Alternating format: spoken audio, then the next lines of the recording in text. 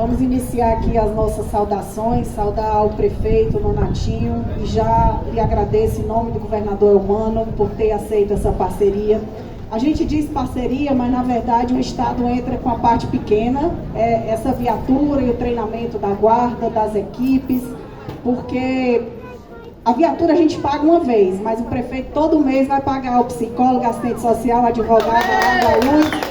Então, o prefeito realmente que fica com a parte mais pesada. Então, muito obrigada, prefeito, por ter nos procurado para que a gente faça essa parceria. Foi uma iniciativa sua. Saudar a minha colega aqui, Liliane Araújo, que divide comigo a missão de construir essa rede. Saudar o secretário de assistência, Augusto Andrade, em nome dele, saudar todos os secretários. Saudar o Johnny Magalhães, chefe de gabinete do prefeito. Saudar a Cíntia Rocha, que vai coordenar aqui a Casa da Mulher. Saudar o Ricardo Bastos, que está representando a família da dona Zelândia. A dona Zelândia, pelo pouco que eu escutei aqui, era daquelas pessoas que eu gostaria de ter conhecido em vida, né? Ela vai ser, falou-se aqui, o prefeito falou na luz, o Ricardo também falou, e ela vai ser essa luz que vai guiar as mulheres até aqui e vai guiá-las também quando elas tiverem que sair para reconstruir uma vida sem violência. Gostaria de saudar aqui a Clara Silveira, presidente do Conselho da Mulher de Itapajé, parabenizá-la pelo trabalho. Cadê a Clara? Está ali ela. Trabalho maravilhoso. Eu sou muito fã de gente que faz trabalho voluntário. Então, sou sua fã, Clara. Parabéns pelo seu trabalho. E saudar a presidenta da CDL, Elisete Gomes. Há quem diga, gente, que é um privilégio ter leis para mulheres, Casa da Mulher, né? A gente ouve muito isso. Aí as pessoas perguntam qual é o direito que o homem tem que a mulher não tem. E a gente tem sempre que responder que no papel nenhum, né? A nossa Constituição, desde 1988, não era assim antes disso. Ela diz que homens e mulheres são iguais em direitos e, observe bem, obrigações. Mas isso, na prática, na nossa vida prática, não se traduz em realidade. Por que eu digo isso? Porque o nosso direito mais básico é o direito à vida. E muitas mulheres perdem a vida, muitas vezes pelo simples fato de não quererem mais continuar no relacionamento. Diz-se, se não é minha, não será de mais ninguém, tratando a mulher como um ser inferior, como um objeto que deve vir ao mundo para servir a esses agressores. E é contra isso que nós lutamos.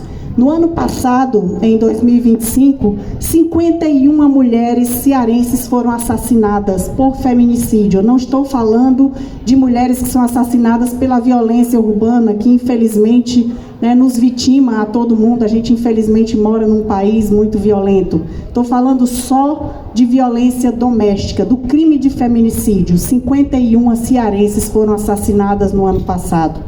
E a gente precisa lutar contra isso. E às vezes as pessoas me perguntam, mas de onde é que vem tanta violência contra a mulher? E eu gosto às vezes de trazer aqui uma rápida retrospectiva ao passado, porque a gente busca explicações para isso. E a gente vai achar, lá nas primeiras leis, eu falei aqui de lei da Constituição, nas nossas primeiras leis brasileiras, quando os portugueses aqui chegaram, eles trouxeram as leis portuguesas. E essas leis portuguesas eram muito ruins para as mulheres. As mulheres não podiam estudar, mulher não podia trabalhar, mulher não podia herdar. Se o pai dela morresse, a herança dele ia para o marido. E mulher podia ser morta caso se espalhasse um boato que ela estaria traindo o marido e esse agressor não era punido, porque dizia-se que ele estava lavando a honra.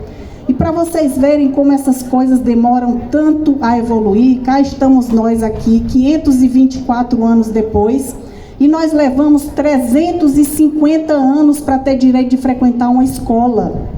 As mulheres levaram 350 anos, as brasileiras, para poder ter direito de frequentar uma escola. E aí a gente veio adquirindo, tem menos de 100 anos que nós podemos votar.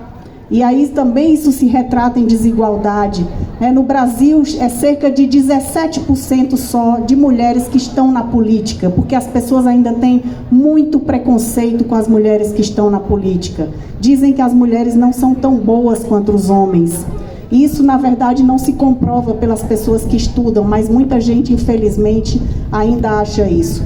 E tem uma série de desigualdades, e a que eu considero é a que a gente mais combate, porque essa atinge o nosso principal direito, que é o direito à vida. A gente mais combate a violência contra as mulheres.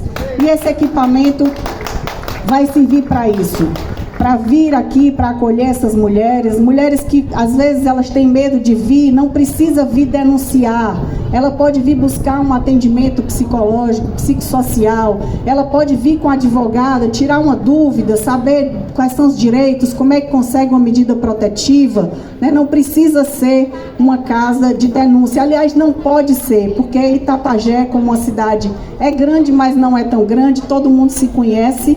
A gente precisa fazer dessa casa um local de encontro de grupos de idosas, encontro das agentes de saúde, encontros de artesanato, encontros de grupos terapêuticos, para que as mulheres ali dentro comecem a conversar e entender que violência contra a mulher não é só violência física.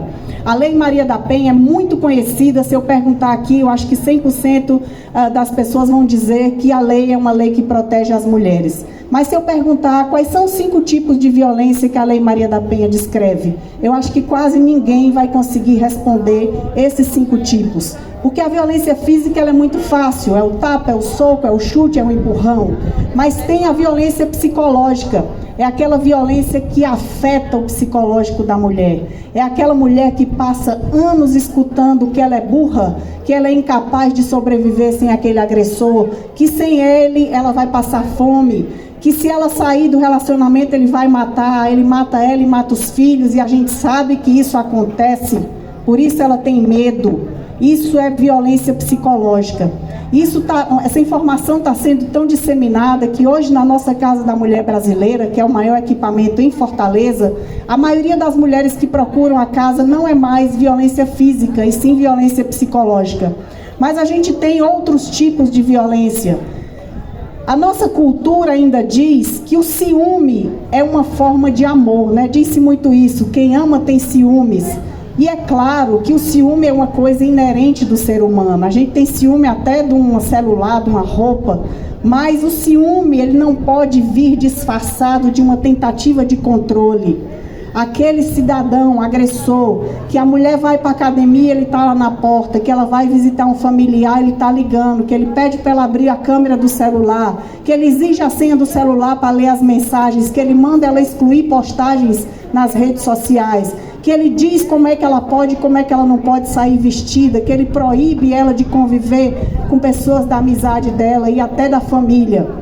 Isso não é aceitável, isso é violência psicológica, isso é crime pela Lei Maria da Penha. Não sou eu que estou dizendo, é a lei que diz isso. E nós temos também outro tipo de violência que às vezes não é muito bem entendida. Eu estava outro dia nas minhas redes sociais dando uma olhada em uma pessoa que denunciou, uma mulher que denunciou o marido por estupro. E eu me surpreendi com a quantidade de comentários dizendo que não era estupro, já que ela era casada com ele e ela estava se recusando a cumprir com as obrigações dela, dizia o comentário. Mas isso não é verdade. Ninguém é obrigado a manter relação sexual sem a sua vontade. Se forçou a barra, pode ser casado, pode ser o que for, 50 anos de casado, forçou, é considerado pela lei estupro. Pode sim ser denunciado. Outras formas de violência sexual, proibir a mulher de tomar um anticoncepcional, obrigar a mulher a fazer um aborto, obrigar a mulher a presenciar cenas que vão contra a moral dela, violência sexual. E nós temos a violência moral, que é aquela da calúnia, da injúria e da difamação. E a última, menos conhecida, a violência patrimonial. É aquele agressor que pega o cartão do Bolsa Família da mulher, que pega empréstimo no nome dela, que vende um bem que é dos dois sem o consentimento dela, que destrói um documento, que destrói uma ferramenta de trabalho. Violência patrimonial, crime pela Lei Maria da Penha. E uma das funções dessa casa vai ser essa. É preciso que a gente vá para as escolas, para os postos de saúde, para os grupos de mulheres grávidas, para as associações da região, da zona rural, falar sobre isso, porque muitas mulheres acabam se reconhecendo como vítimas de violência. É comum elas dizerem: eu não sabia que isso era crime, eu não sabia que eu podia reclamar. Ela sofre, mas não sabe que aquilo, na verdade, é muito mais que um sofrimento, é crime. E por isso eu fico muito feliz, prefeito, de estar aqui hoje. Eu tenho certeza que essa casa vai salvar vidas. Com essa patrulha, como é que é o nome da guarda? Tainara vai bater aí na porta dos agressores e eles não vão querer ver esta patrulha na porta da casa deles.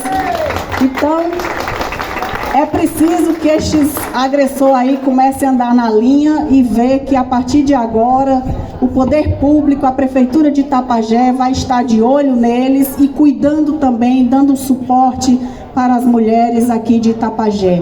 Muito obrigada mais uma vez, prefeito. Foi um grande gesto da sua parte, né, de valorizar, de ver a importância desse equipamento que, repetindo aqui, com certeza vai salvar a vida de muitas mulheres. O que nós queremos é salvar vidas. É que no ano que vem a gente diga que pelo menos caiu, porque desde 2015 que esse crime de feminicídio passou a ser medido, a lei foi criada, ele só aumenta, né? Ano após ano, todo ano, morrem mais mulheres vítimas de feminicídio. E a gente precisa descobrir uma maneira de estancar essas mortes. Muito obrigada a todos vocês.